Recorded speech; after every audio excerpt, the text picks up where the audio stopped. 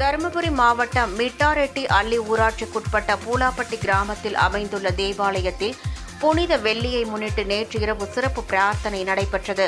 பிரார்த்தனைக்கு பின்னர் வழக்கம் போல் தேவாலயத்தை பூட்டிக் கொண்டு பணியாளர்கள் சென்றுவிட்ட நிலையில் மர்ம கும்பல் ஒன்று தேவாலய ஜன்னல் கண்ணாடியை உடைத்து உள்ளே புகுந்து அங்கிருந்த கீபோர்டு, ஒலிபெருக்கி உள்ளிட்ட இசை கருவிகள், மின்னணு பொருட்களையும் உண்டியல் பணத்தையும் கொள்ளையடித்து சென்றன.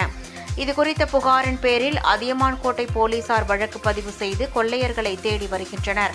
இச்சம்பவம் கிறிஸ்தவ மக்களிடையே பரபரப்பை ஏற்படுத்தியது.